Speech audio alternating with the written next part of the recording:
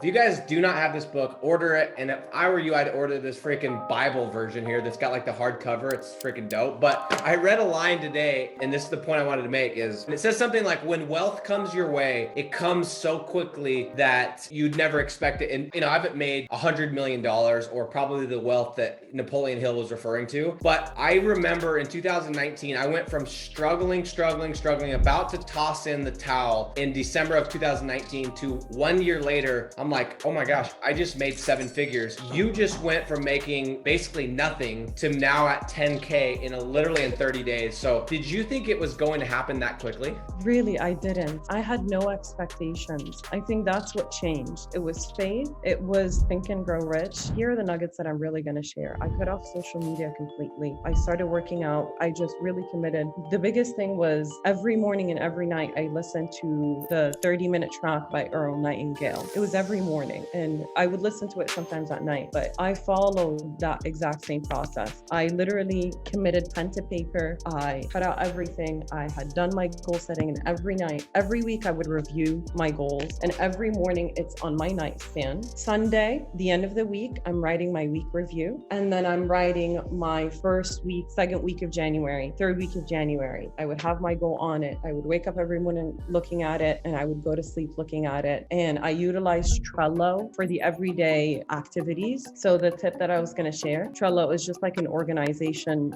whatever it's free. called. It's free too. Yeah, it is. You want to do 3 columns in Trello. You want to do week goals. You want to do today's goals, and you want to do a done section, because you have to give yourself a pat on the back, So are you just dragging the cards as soon as you finish it? Yes, that's what I did. Every day I'm just committed to my goals. I'm committed to knocking the things that I said I was going to do. And it's all money producing activities. Yeah, I was just blinders on. My goals were already set. I knew exactly what I needed to do. And I just put myself out there, and I was scared. It was like December of 2021. I was ditto. I was done. I was on the point of that's it. So I did not expect it to happen that quickly. And when I put my goals in front of me, that took stress off. I just had faith, and I went about it every day, and really tapping into Think and Grow Rich. I got to read this line. It's on page 252. And this is in The Power of the Mastermind that I was reading today. It says, when money comes in quantities known as the big money, it flows to the one who accumulates it as easily as water flows downhill. Now, I don't feel like I've hit the big money. However, I do think that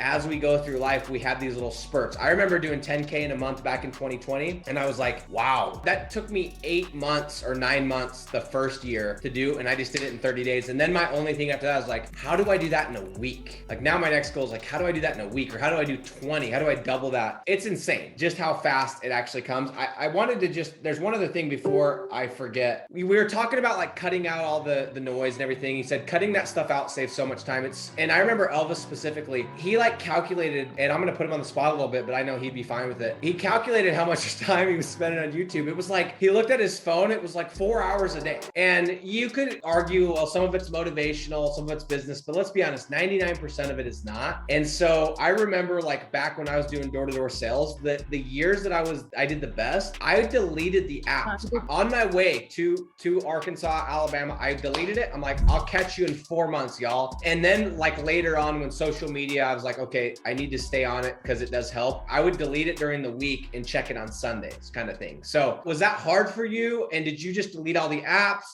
How did you manage that? I had just had about enough of everything, and I was ready to honestly, I just had about enough with everything, because I was down to my last, I think, 1,500. My rent alone is 1,500. Yeah, I had just had about enough. And I was like, I know it's possible. People are out here making, 20K a month, 50K a month, and you're seeing progressions of other people, and I'm seeing other people progress. And I'm like, well, if they can do it, I could do it.